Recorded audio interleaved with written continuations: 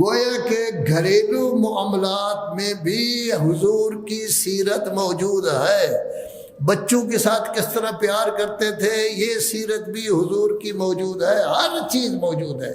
زندگی کا ایک لمحہ ایسا نہیں ہے کہ جس کو کیچ کر کے لکھ نہ دیا گیا ہو کہ حضرت نے زندگی کیسے گزاری ہے۔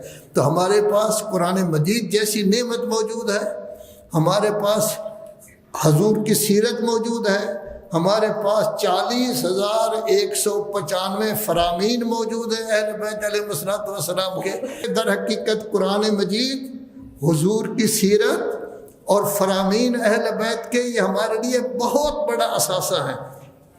اور اتنا بڑا اثاثہ، اس میں ماشاءاللہ اس وقت قوم بہت زیادہ کام کر رہا ہے۔ جتنے ائمہ علیہ السلام کی روایات ہیں، انہوں نے علیحدہ علیحدہ کر کے ہر امام کی کئی کتابیں لکھی ہیں۔